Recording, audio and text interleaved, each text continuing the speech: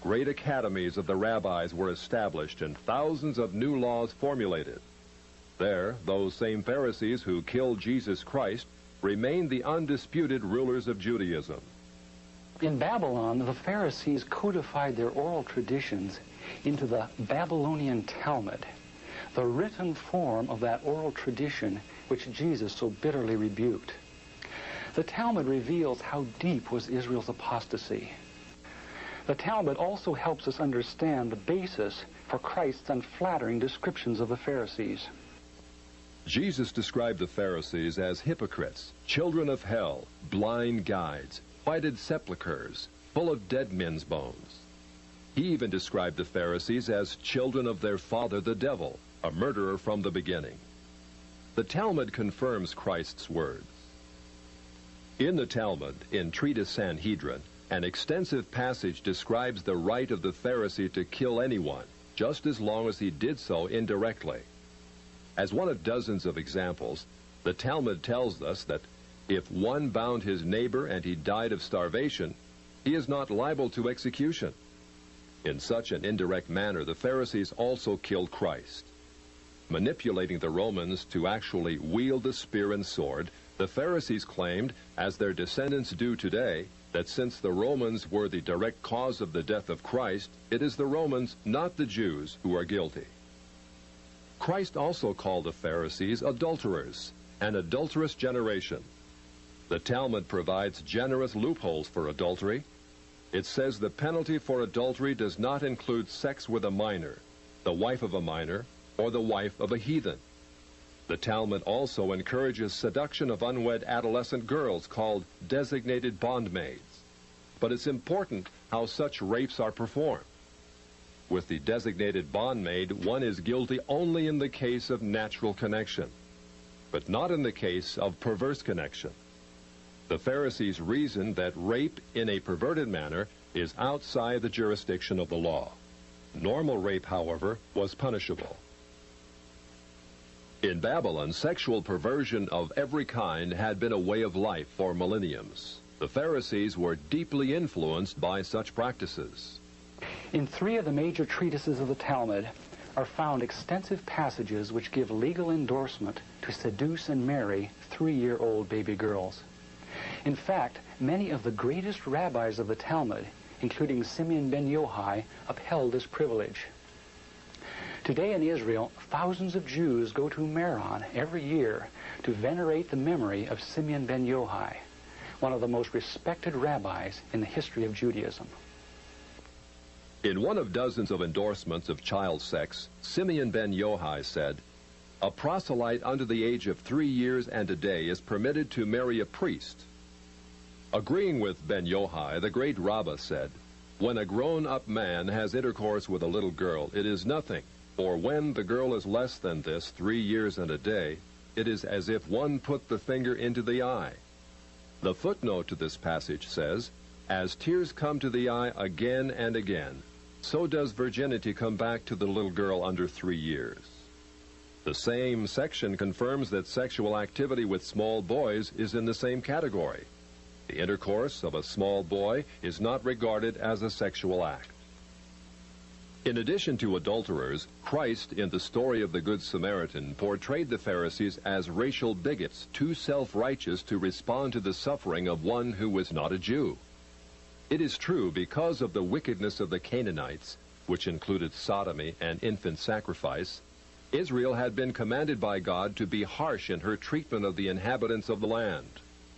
God made it clear that the Canaanites were not simply to be avoided, but destroyed. By the time of the New Testament, this method of preserving God's kingdom by separation and the sword had become obsolete. God no longer made a racial difference between men. But the Pharisees were unfazed by God's new agenda. The Talmud was finally written down nearly 5 centuries after Christ, yet its critical, even homicidal attitudes toward Gentiles might have been lifted out of the book of Joshua. However, the quickest way to grasp the Talmudic view of Gentiles is not directly from the Talmud, but from the Jewish encyclopedias. If we quote an isolated opinion from the Talmud, A rabbi may quickly object, saying, but that is not the overall opinion of the Talmud. That is not the definitive view. What the Jewish Encyclopedia provides us is a definitive overview of perhaps hundreds of rabbinic statements on any subject, giving us accurate summaries of what the Talmud generally teaches. In its article on Gentiles, the Jewish Encyclopedia begins to define what makes a Jew so different from a Gentile. According to the rabbis, only Israelites are men. Gentiles they class not as men, but as barbarians. Since Gentiles are not men in the fullest sense, so the Gentile is not a neighbor of a Jew. Further, since Gentile laws were too crude to admit of reciprocity, meaning too crude to be taken seriously, the Gentile was forever beneath the Jew. Gentiles were outlawed by God from the beginning, and thus had no property rights. The Almighty offered the Torah to the Gentile nations also, but since they refused to accept it, he withdrew his shining legal protection from them and transferred their property rights to Israel, who observed his law. Since the Talmud outlawed the child, or issue of a Gentile, as that of a beast, a Gentile had as little legal rights in a Jewish court as did an animal. The Talmud states that if a Gentile sue an Israelite, the verdict is for the defendant, the Israelite. Conversely, if the Israelite is the plaintiff, he obtains full damages. Because the Talmud conspires against Gentiles, if a Jew was ever caught telling a Gentile what the Talmud really says, such a person deserves death. So vile was the nature of a Gentile that the great Simeon ben Yochai said, "The best among the Gentiles deserves to be killed. The best of snakes ought to have its head crushed." Jews, however, are exalted beings in the Talmud, worthy of praise. Christ described the Pharisee who blessed himself, saying, "I thank thee, Lord, that I am not as other men." An eminent Talmudic rabbi says the same. "Blessed be thou, who hast not made me a Goy, or Gentile." There is a special antagonism between the Talmud and Jesus. The Talmud attacks him everywhere it can, even his mother. Mary, the Talmud says, was a whore who mated with carpenters. She who was the descendant of princes and governors played the harlot with carpenters. It naturally followed that the scribes declared Christ to be a bastard. In its article on Jesus, the Jewish Encyclopedia says that Jewish writings defame Christ. It is the tendency of all these sources to belittle the person of Jesus by ascribing to him illegitimate birth, magic, and a shameful death. Jesus, according to this article, was considered one of the three worst enemies of Judaism who came to an ignoble end.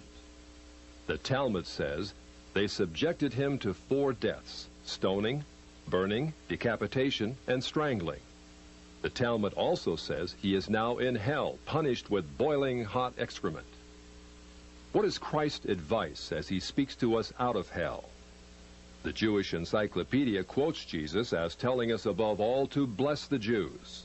He says, "Further their well-being. Do nothing to their detriment. Whoever touches them touches even the apple of his eye." Christians, as followers of the false prophet Jesus, also deserve death. The Jewish Encyclopedia again recaps the Talmud's position. A Gentile observing the Sabbath deserves death.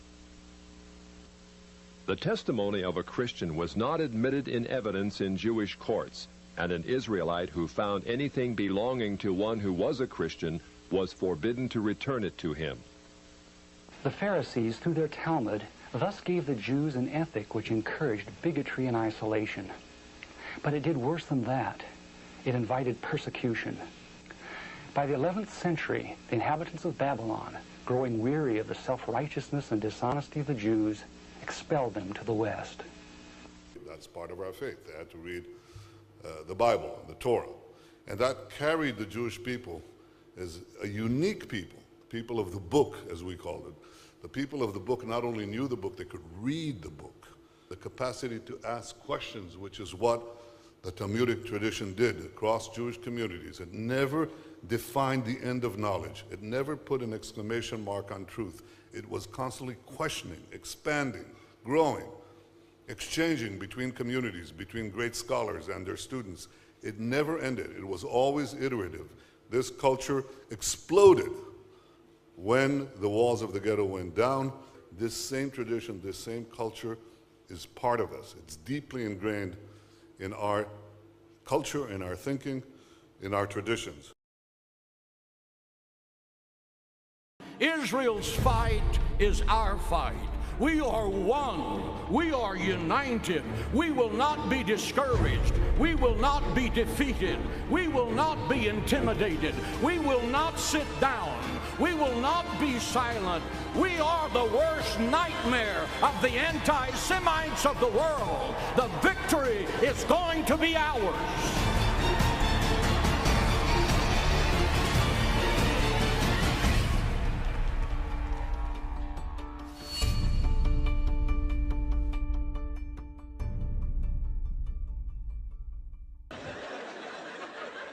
I don't care. Good.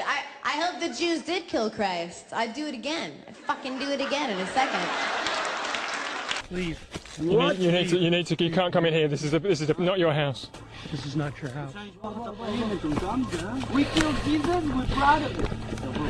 Where are you? We're gonna kill you and the Palestinians. You bastard. This is my house. This is my land. God gave it to me. And fuck you. When they circumcise little boys, the rabbi actually puts his mouth around the penis and sucks the blood. I am not making this up.